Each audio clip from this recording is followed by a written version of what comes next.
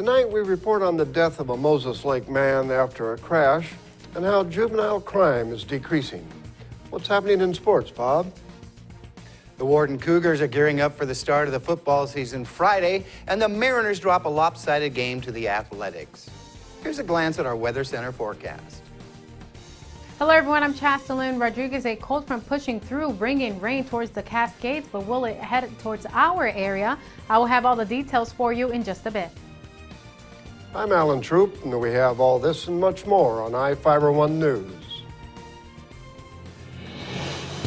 From the iFIBER ONE HD studio here in the heart of the Columbia Basin, this is iFIBER ONE News, your #1 source for local news, sports headlines, and our very own Weather Center forecast covering the entire Columbia Basin. This is iFIBER ONE News, and it starts now.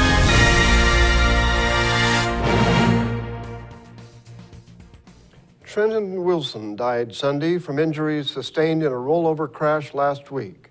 Wilson, a 25-year-old Moses Lake resident, was driving south on Road M Northeast near Moses Lake when he reportedly was unable to avoid a semi-truck pulling two trailers turning onto a farm road.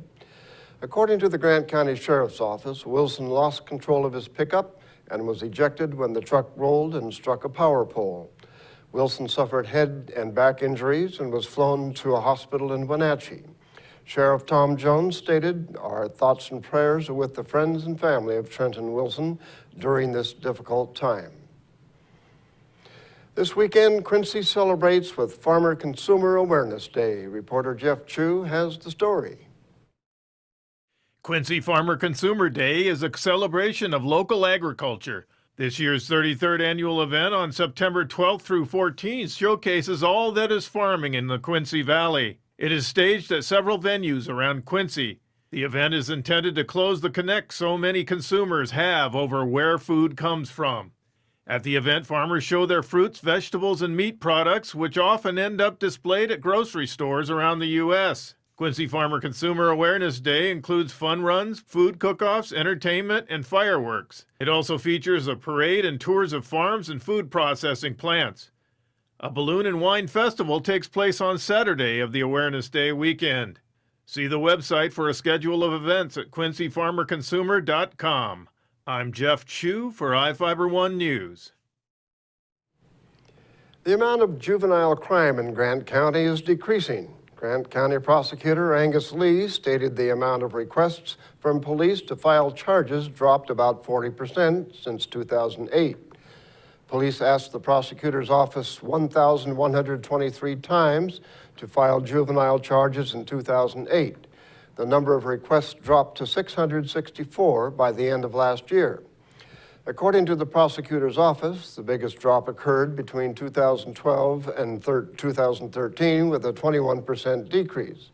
Lee stated juvenile crime prosecution is a priority and the focus is to prevent future crimes.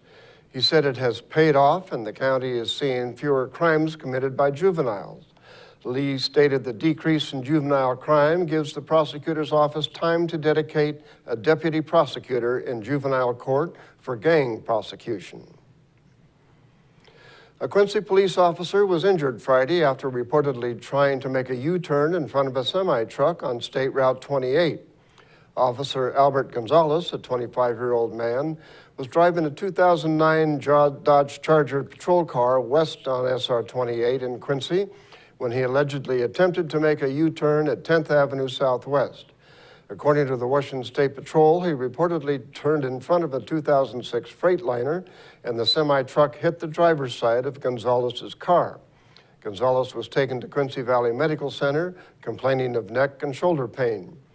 The driver of the semi-truck, Dennis McNulty, a 63-year-old East Wenatchee resident, was not hurt in the collision. The State Patrol reported Gonzalez failed to yield to the oncoming semi-truck and charges are pending further investigation. Now we take a look at people being sought by law enforcement.